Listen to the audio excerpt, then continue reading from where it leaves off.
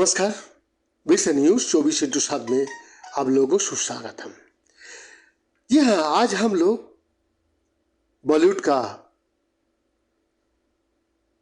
Cinema का God जिसको बोला जाता है अमिताभ बच्चन जी के बारे में कुछ बात करेंगे। एक सांबादिक ने अमित जी को हॉलीवुड का एक कहानी सुनाया, तो ये कहानी सुनने के बाद अमित जी ने मुस्कुराया और फिर कहा, किसी को धर पकड़कर हीरो तो बना दिया जा सकता है, लेकिन बस वही तक ही। कैमरा स्टार्ट हो जाने के बाद वो अकेला रह जाता है। अभिनय तो उसे करना ही पड़ेगा। दरअसल अमिताभ समझाना चाह रहा था कि प्रचार के शोर किसी शख्स को एक खास मुकाम तक तो पहुंचा सकता है, लेकिन उससे आगे जाने के लिए उसमें प्रतिभा होनी भी जरूरी है। शुक्र है अमिताभ को अपने करियर को बढ़ाने के लिए इन सब हथकंडे को सहारा लेना नहीं पड़ा।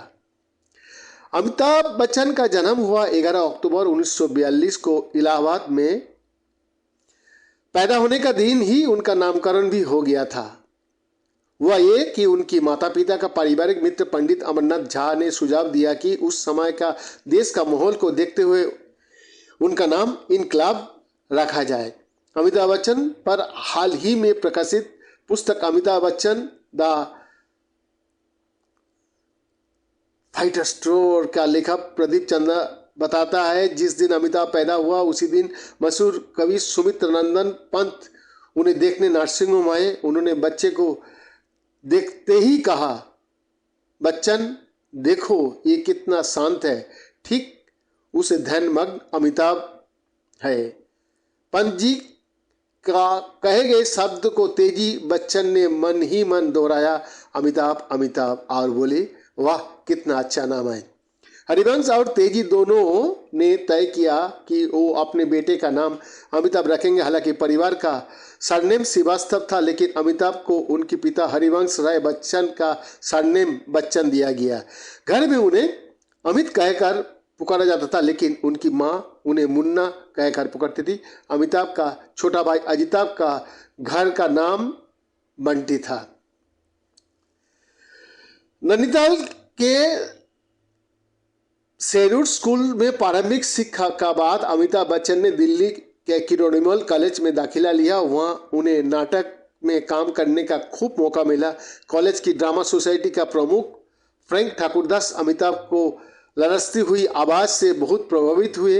हुआ एक ही मशहूर थिएटर शख्सियत प्रताप शर्मा का भाई को एक नाटक का प्रमुख रोल के लिए चुना गया। एन मौके पर उन्होंने कुछ निजी कारण से नाटक में काम करने से मना कर दिया। ठाकुरदास का सामने परेशानी थी कि अब उनका रोल किसको दिया जाए। अमिताभ ने वो भूमिका निभाने की पेशकश की। ठाकुरदास इसके लिए राजी हो गया। अमिताभ ने इसका पूरा फायदा उठाते हुए बेहतरीन अभिनय किया और दर्शकों का दिल जीत लिया। अभिनय में अमिताभ का रुझान के देखते हुए उनकी छोटा भाई अजिताभ ने उनकी एक तस्वीर फिल्म फेयर माधुरी टैलेंट कॉन्टेस्ट में भेजी थी। प्रदीप चंदा बताता है, इस प्रतियोगिता के विजेता को 2500 रुपया और हिंदी फिल्म में काम करने का मौका दिया जाना था, लेकिन तब तक अमिताभ का समय नहीं आया था, इसलिए उनको नहीं चुना गया। उस साल संजय और फिरोज खान का भाई समीर ने वो कॉन्टेस्ट जीता। इससे पहले धर्मेंद्र और राजेश खन्ना ये कॉन्टेस्ट जीत चुके थे। इसका भी एक विडंबना ही कहा जाएगा कि अपनी आवाज का लोहा मनमाने वाले अमिताभ का आकाशवाणी ने सर परीक्षा में फेल कर दिया गया था। सुनील दत्त की सिफारिश पर मशहूर निर्देशक बी.आर. चोपड़ा अमिताभ को स्क्रीन टेस्ट लेने के लिए तैयार हो गया। स्क्रीन टेस्ट में अमिताभ की लाइन थी, तुम जब भी मुझे यूं देखती सब भूल जाता हूं, क्या समझ में नहीं आता।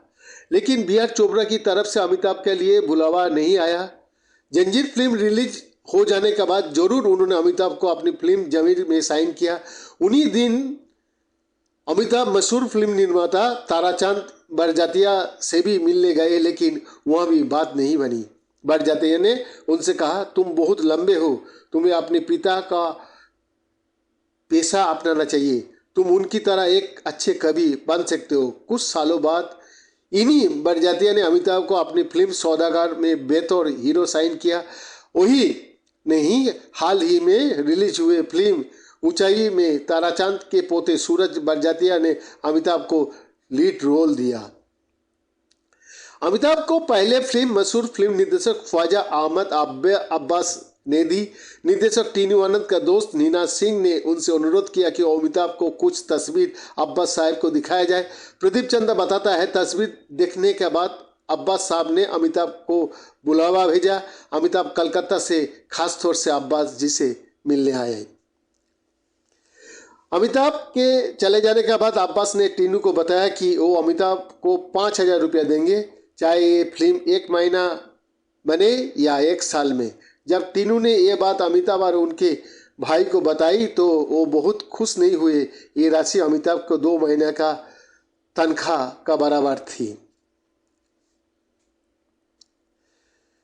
उस फिल्म में टीनू आनंद भी काम करने वाले थे, लेकिन उसे समय उन्हें सत्यजीत राय ने अपने पास बुला लिया। नतीजा ये हुआ कि टीनू आनंद का रोल अमिताभ बच्चन को दे दिया गया और अमिताभ पहले जो रोल कर रहे थे वो महमूद को भाई अनवर अली को दिया गया।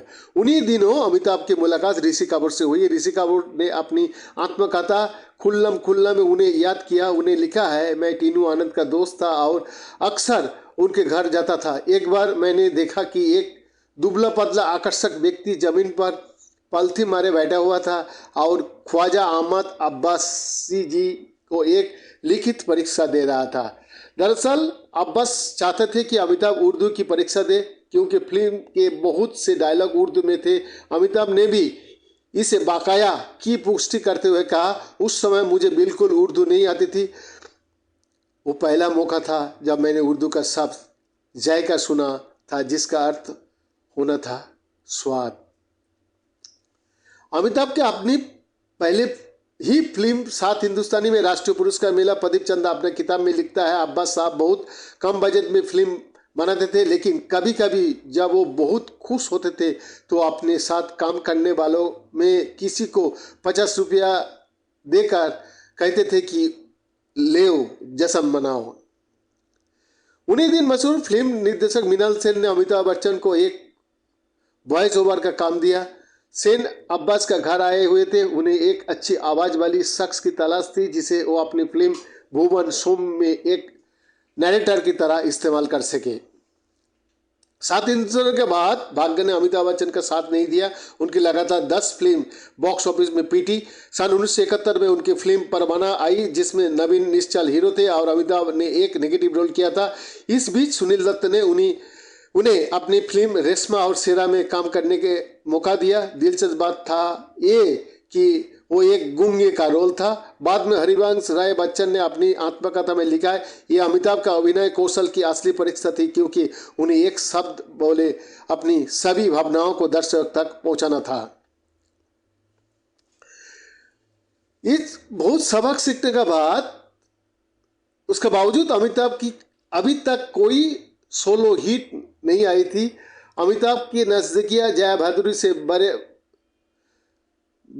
से बढ़ चुकी थी और दोनों एक दूसरे का पसंद करने लगे थे। साल 1971 में ऋषिकेश मुखर्जी दोनों की अपने फिल्म गुड्डी में लेना चाहता था, लेकिन आखिरी समय पर उन्होंने अपना फैसला बदल दिया। दोनों इससे बहुत आहत हुआ। अगले साल बी.आर. इशारा ने अमिताभ और जया को अपनी फिल्म एक नज़र में साथ काम करने का मौका दिया। ये फिल्म उन्होंने धर्मेंद्र का सेक्रेटरी दीनानाथ शास्त्री का कहने पर अमिताभ और जया को ऑफर दिया था। अमिताभ की शुरुआती फिल्म चली भले ही ना हो, लेकिन उनके अभिनय ने सबका ध्यान अपना तरफ खींचा। प्रदीप चंदा कहता है, अगर अमिताभ में टैलेंट नहीं होता तो उन्हें एक के बाद एक 12 फिल्म नहीं मिलती। तीसरी ही फिल्म के बाद ही उन्हें अपना बोरिया बिस्तरा बांधना पड़ता। जब प्रकाश मेहरा जंजीर बनाने लगे तो धर्मेंद्र, राजकुमार और देवानंद ने कोई ना कोई बहाना बनाकर ये फिल्म रिजेक्ट कर दी।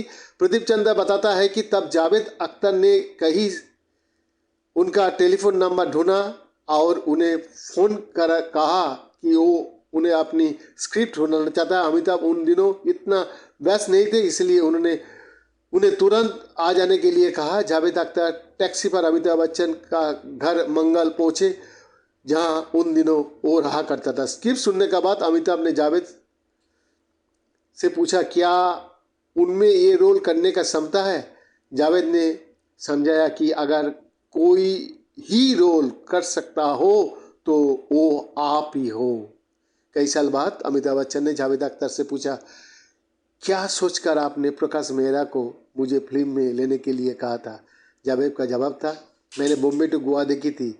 उस फिल्म में आपको और शत्रुघ्न सिन्हा का बीच एक फाइट सीन था।